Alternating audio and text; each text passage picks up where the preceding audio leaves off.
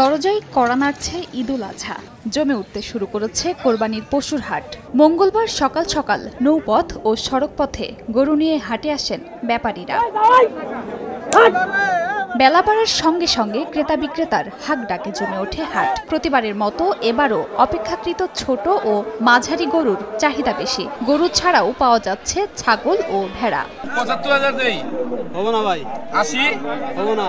ছোট আকারের গরু বিক্রি হচ্ছে ৭০ থেকে ৮০,০০০ টাকায়, আর মাঝারি আকারের গরু কিনতে গুনতে হচ্ছে ৯০ থেকে ১.৫ লাখ টাকা। সাধ্যের মধ্যে পছন্দের পশু কিনতে পেরে খুশি অনেকে, আবার বাজেটের মধ্যে গরু কিনতে আরও অপেক্ষা করতে চান কেউ কেউ। ক্রেতারা বলছেন কোরবানির পশুর দাম তুলনামূলক বেশি। গরু কিনছি ১,৭৫,০০০ টাকা দিয়ে। আমরা এখনো কিনিনি, কিনবো। দাম তো চাচ্ছে বেশি, এখন আমরা বলছি কম, এরই মধ্যে আছে, এখন এর মধ্যে দেখাশোনা চলছে।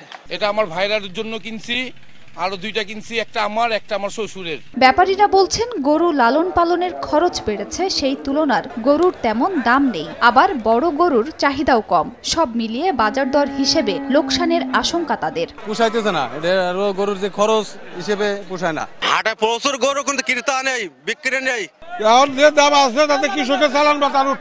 প্রতারণা, চাঁদাবাজি ও ছিনতাই ঠেকাতে হাটে হাটে বসানো হয়েছে সিসি ক্যামেরা। কাউন্টারে রয়েছে জাল টাকা শনাক্তের মেশিন। নির্বিঘ্নে গরু কেনাবেচা করতে পারে, এজন্য আমাদের পোশাকধারী পুলিশের পাশাপাশি গোয়েন্দা সংস্থার পুলিশ রয়েছে এবং সাদা পোশাকেও পুলিশের অবস্থান রয়েছে।